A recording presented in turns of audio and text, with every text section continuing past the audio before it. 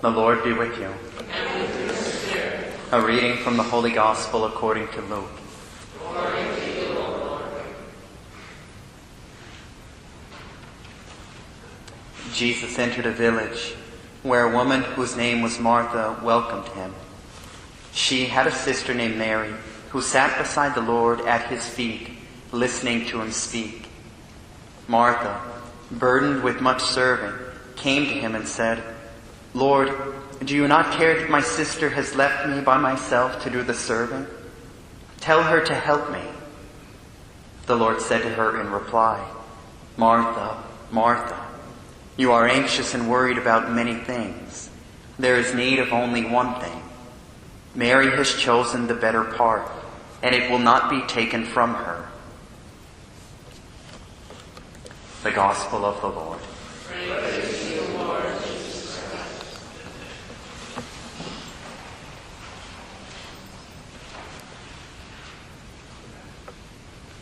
My brothers and sisters, where was Mary's attention?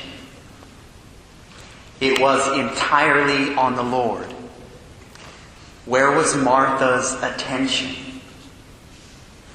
It was on herself. Even while serving others, doing a good deed for others, she was not thinking about the others. She was thinking about herself.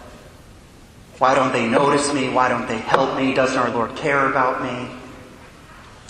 And what our Lord is pointing to in this gospel is the reality that it is possible to come to the state in our spiritual lives where our eyes never leave Him, where our interior gaze is always upon Him no matter what we are busy with. It's possible to remain there always. And one of the most certain means of coming to that state in our spiritual life is in and through a devotion to the Rosary.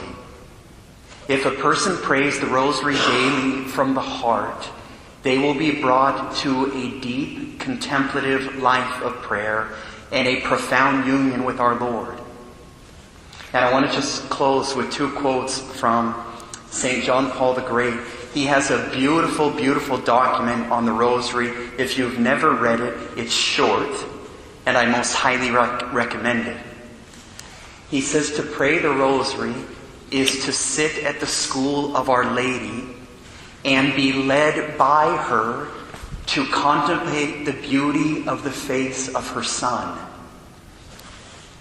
And even more beautifully, and I close with this, he writes, "After Mary first saw her Son in Bethlehem when she gave birth to him, from that moment onward, her gaze never left him. Sometimes her look would be a questioning one, other times a penetrating gaze, sometimes a look of sorrow. On the day of the resurrection, a gaze radiant with joy. On the day of Pentecost, a gaze of fire, but always gazing at Him." We ask our Lord for an ever deeper devotion to His mom and a devotion to the Holy Rosary, that we might learn to keep our eyes on Him always.